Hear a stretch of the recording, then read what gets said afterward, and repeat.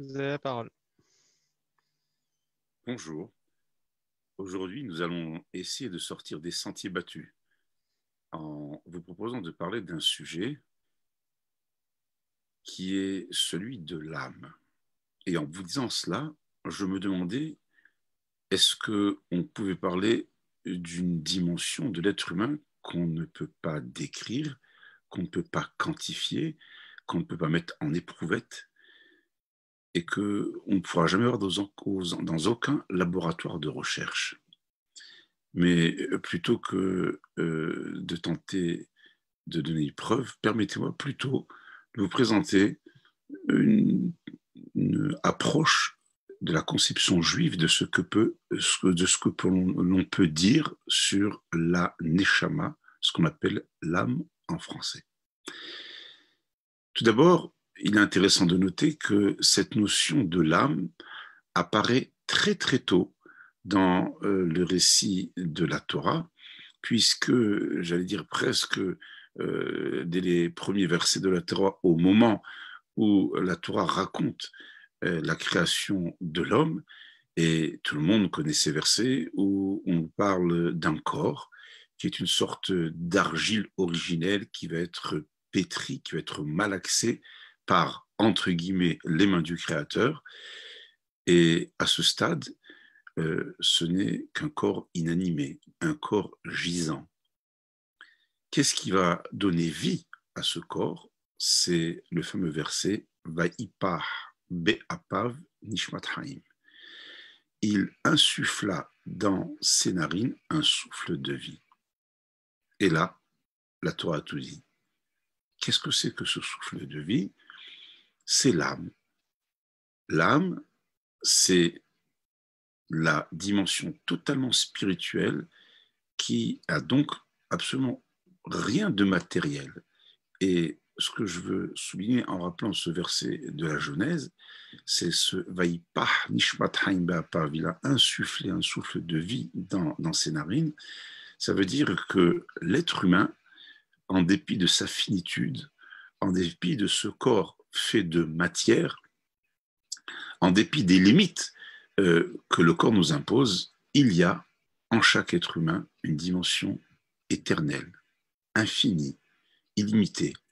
Cette dimension s'appelle la Neshama. Et ce qu'on oublie peut-être d'analyser à travers ce verset, c'est que, si j'ose dire, dans notre langage humain, le souffle divin qui s'incarne dans le corps est la partie la plus intérieure, la plus intime du divin, puisque c'est le souffle. Et d'où vient le souffle? De l'intérieur du corps humain. Et voilà donc que l'être humain se trouve ainsi lié, ou en tout cas possédant la capacité à se connecter à son créateur. Et pourquoi est-ce que l'invention de l'âme est incontournable? Parce que si nous n'étions qu'un corps, avec tout un réseau de veines, un réseau de nerfs sensitifs, de nerfs moteurs, une charpente faite d'un squelette auquel s'adossent les muscles, eh bien, qu'est-ce qu'un être de chair de sang peut comprendre? Qu'est-ce qu'il peut dire? Comment est-ce qu'il peut penser? Comment est-ce qu'il peut s'imaginer l'infini divin? La réponse, selon la tradition, c'est l'âme. L'âme étant de nature égale, puisqu'elle vient de cet être divin, permet à l'individu d'appréhender de manière humaine, mais en tout cas d'ouvrir un horizon vers l'infini. C'est ainsi que se conçoit d'abord cette âme qui est dans l'individu. Le Talmud rapporte une anecdote extrêmement intéressante que je vais vous narrer, qui est un dialogue entre un des plus grands maîtres de la tradition juive du Talmud. Il s'agit de Rabbi Yehuda Akadosh, Rabbi Juda le Saint, autrement appelé Rabbi Yehuda Anassi, Rabbi Juda le Prince, qui est un homme de très grande importance parce que c'est lui qui a mis par écrit ce qui a longtemps été appelé la tradition orale, qui va devenir la Mishnah. La Mishnah va être commentée par la Gemara, ce qui va donner le Talmud. En fait, Rabbi Yehuda Anassi, Rabbi Juda le Prince, à codifier par écrit cet immense savoir oral qui se transmettait de maître à élève depuis le Mont Sinaï et qui, par peur de l'oubli, en raison euh, des attaques, des pérégrinations, de l'exil, des souffrances infligées par leurs ennemis, aurait pu être oublié. La tradition juive dit qu'il y avait un empereur romain que certains historiens veulent identifier comme Antonin le Preux, qu'on appelle Antoninus dans le Talmud, et il y avait une forte amitié entre Rabbi Yehuda Hanassi et l'empereur Antoninus, pour une raison qu'un jour j'évoquerai peut-être dans un autre cadre. Et Antoninus demande à Rabbi Yehuda Hanassi, lorsque l'être humain va quitter ce monde et qu'il va être appelé à être jugé par le Créateur, qui va être jugé, l'âme ou le corps? Très belle question théologique. Et voici comment Rabbi Yehuda Hanassi répond à cette question. Par une parabole. Il y avait un jour un roi qui possédait un merveilleux verger où étaient plantés des arbres qui donnaient des fruits rares, succulents, délicieux et parfumés. Et ce roi avait un souci, c'est qu'il voulait être le seul à jouir de ces fruits. Et pour ce faire, il fallait donc nommer un intendant, un régisseur ou un gardien pour empêcher des maraudeurs de pouvoir s'emparer des fruits réservés au seul roi. Il s'est mis à réfléchir, il s'est dit, si je mets un homme valide, à un moment ou à un autre, il sera tellement tendré qu'il va consommer de ce fruit et je veux être le seul, c'est peut-être le côté un peu mégalomane des hommes de pouvoir, à pouvoir en bénéficier. Il réfléchit comme c'est un homme intelligent, il trouve une idée absolument géniale. Il va dire à Bi, nommer 2 gardiens. L'un est aveugle, le second est handicapé. Pourquoi? Parce que si l'aveugle peut se déplacer, il ne voit pas, donc il ne sera pas tenté par les fruits. Et si l'handicapé qui lui voit est tenté, il ne pourra pas aller jusqu'à son but parce qu'il ne peut pas se déplacer. Les jours passent, le roi est assez satisfait des services réalisés par ces 2 gardiens, sauf qu'un jour, le roi se rend compte qu'on a chapardé dans son verger. Il va donc convoquer ces 2 gardiens et il pose la question, toi l'aveugle, est-ce que tu as touché à mes fruits? Majesté, vous m'avez choisi parce que je ne vois pas, je ne peux pas avoir de tentation. Et toi l'handicapé, Majesté, c'est vrai que j'ai été séduit par le parfum, par la forme, par la couleur de ces fruits, mais je suis incapable de pouvoir approcher les arbres. Alors que fait le roi? Il prend l'handicapé, il le met sur les épaules de l'aveugle et il les juge les deux ensemble. On a compris dans cette belle parabole qu'il y a un corps, ce corps est une sorte, si vous voulez, de robot, et l'énergie qui le fait se mouvoir, qui le fait se réfléchir, qui le fait penser, qui le fait agir, est l'âme, et l'être humain ne peut pas être envisagé que sous l'angle matérialiste ou seulement sous l'angle spirituel. Il est d'ailleurs, sur la tradition juive, le seul être qui est une sorte d'alliage entre le matériel et le spirituel. Pourquoi?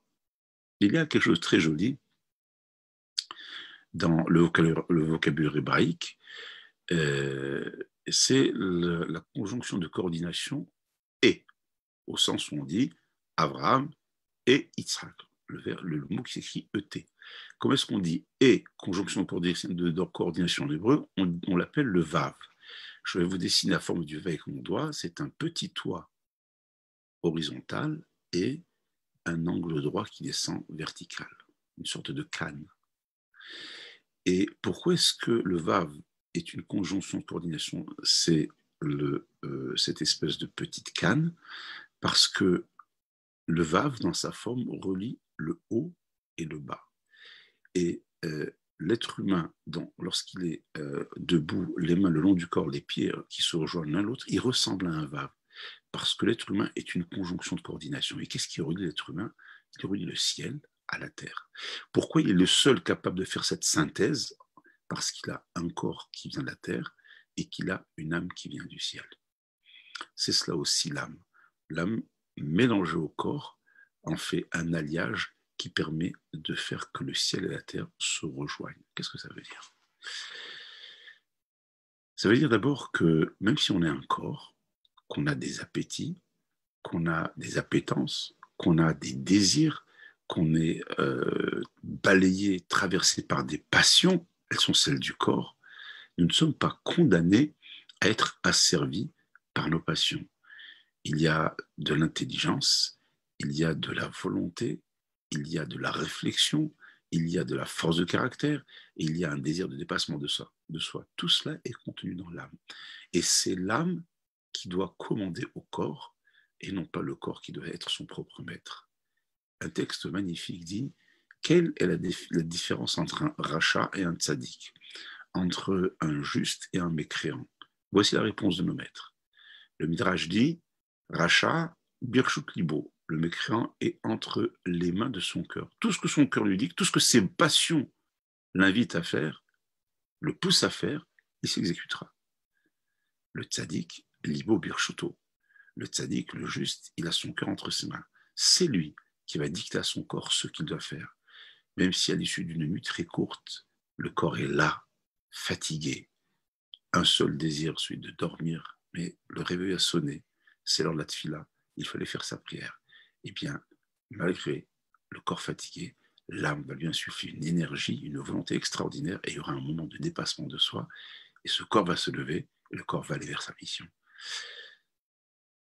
Qu'est-ce qu'on pourrait dire en termes de définition de l'âme dans nos mots humains, dans nos conceptions humaines, car on ne peut pas imaginer un monde sans corps, sans forme, sans distance, sans espace, sans temps. On pourrait dire ainsi, de la même manière qu'on comprend que les vêtements que l'on porte, ce n'est pas nous. En dessous de ces vêtements, il y a un corps qui est au moins la charpente humaine. Eh bien, pour pousser le raisonnement, on pourrait dire que le je qui parle ou le nous qui parle, ce n'est pas notre corps. Il y a une intériorité à l'intérieur de ce corps qui s'appelle l'âme, qui est son essence, qui est sa personnalité, qui est sa mémoire. Et un jour, j'ai lu un texte magnifique du Rav Aryeh Kaplan, qui était un physicien américain hors norme, un très grand un grand érudit en Torah, qui a quitté le monde il y a à peu près 40 ou 50 ans, je ne me souviens plus à peu près, et qui a beaucoup écrit pour la jeunesse américaine. En parlant de l'âme, il disait, imaginez qu'un jour, la science soit capable de réaliser le prodige suivant.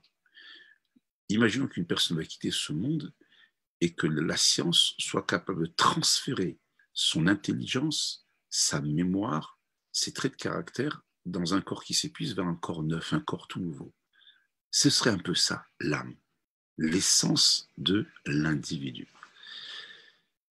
Cette âme, selon les kabbalistes, en fait, est composée non pas d'une seule dimension, mais de 5 dimensions différentes.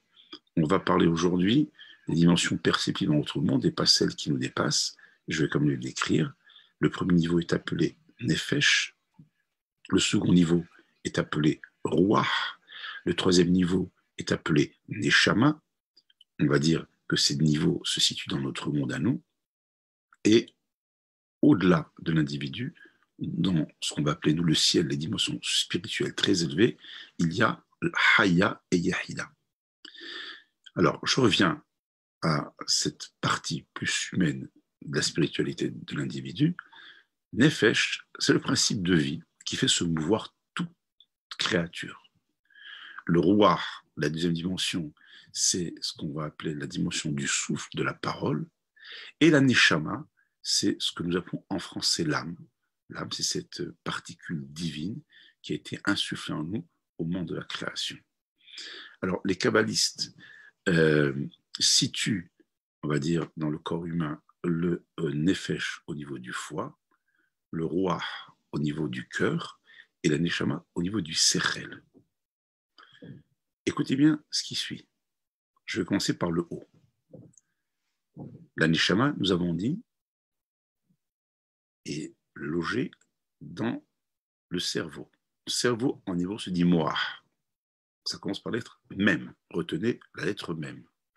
Le deuxième niveau, qui est donc le roi, est logé dans le cœur. Le cœur se dilève, ça commence par un lamed. On a le même et le lamed.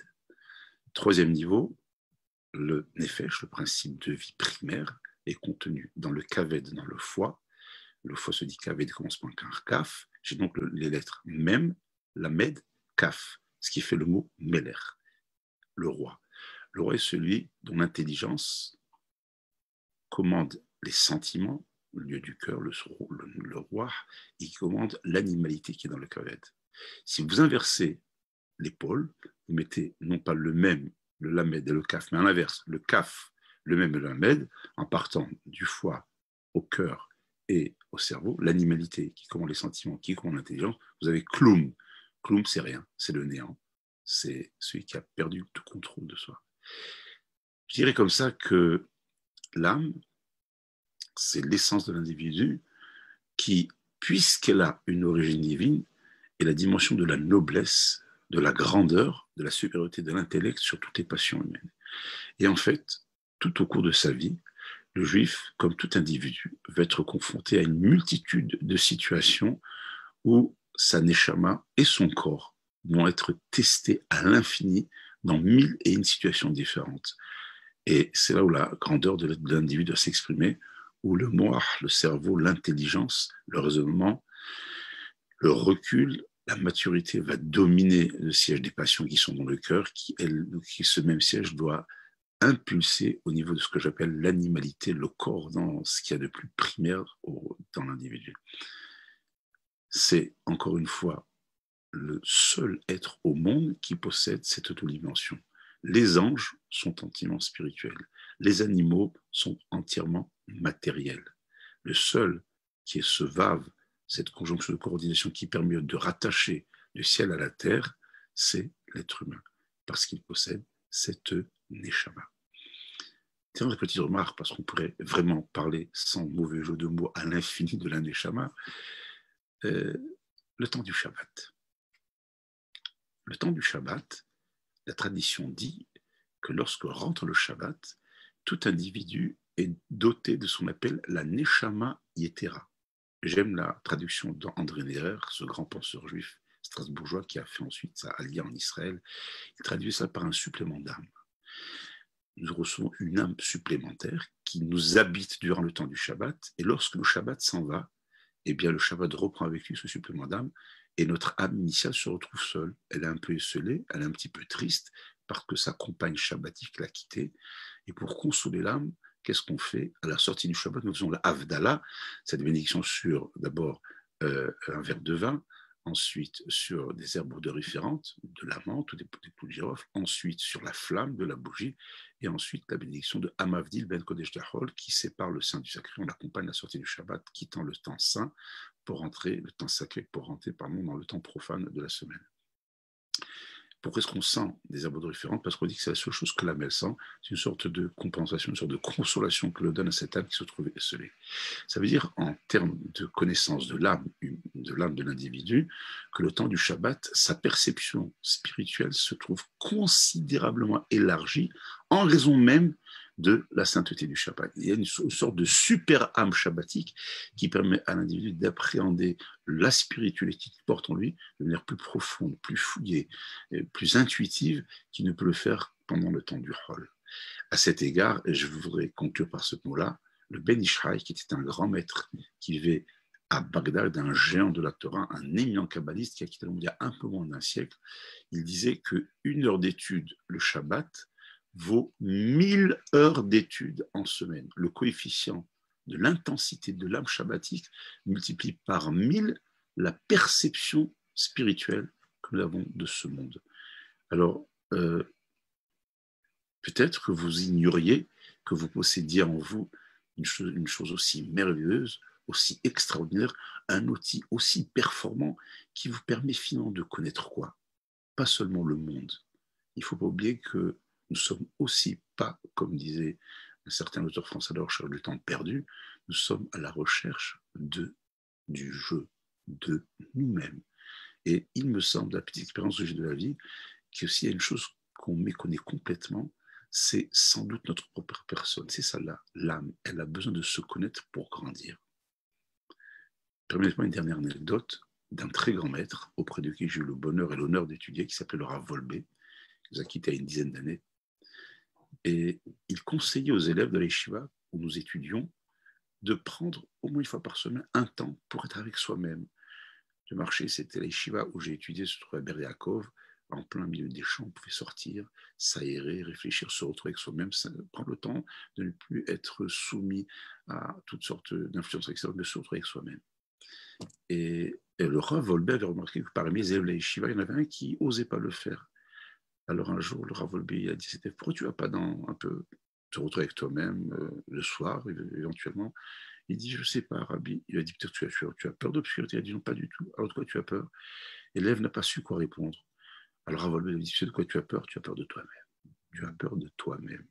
Je me demande souvent combien de gens savent qui ils sont. Quelle est l'âme qui les habite? Parce que si je ne sais pas qui je suis et quelle âme qui est la mienne, comment je peux être la conjonction de coordination entre le corps, cette matière qui est en moi, et ce véritable jeu qui s'appelle cette neshama qui est en moi. Alors je vous invite à ce voyage extraordinaire, le plus palpitant, le plus extraordinaire qui existe, c'est le voyage à l'intérieur de soi. Connais-toi toi-même, ça doit rappeler un souvenir de philosophie. Eh bien, se connaître toi-même est un impératif de la tradition juive. Alors, chers amis, pour une première approche de cette âme, je vous souhaite une belle réflexion. À très bientôt.